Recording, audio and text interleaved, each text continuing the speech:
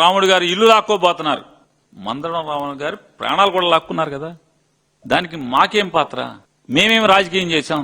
మీ పెమ్మసాని గారు, మీ ఎమ్మెల్యే గారు వెళ్తే ఆ ఇంట్లో వీళ్ళు ఏం మాట్లాడుతున్నారు?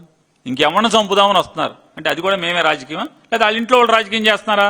బోరున విలపిస్తున్నటువంటి వాళ్ళ కుటుంబ సభ్యులు రాజకీయం చేస్తున్నారా? ఏమన్నారంటున్నా మరి అక్కడ మాట్లాడొచ్చు కదా.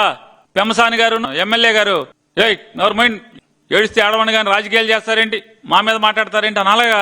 ఎందుకు అనరు? వైసీపోడు లోకువ 10 ఛానల్స్ ఉన్నాయి, 2 పేపర్లు ఉన్నాయి, మీరు ఏది వాగినా రాయటాకి చూపించటాకి. కాబట్టి మీ ఇష్టానుసారం మాట్లాడతారు. ఇది కాదండి నేను అడుగుతున్న. అమరావతి రైతులు దీని గురించి మీరు ప్రేమ వలకబోస్తున్నారు కదా, ముసలి కన్నీరు కాలుస్తున్నారు కదా.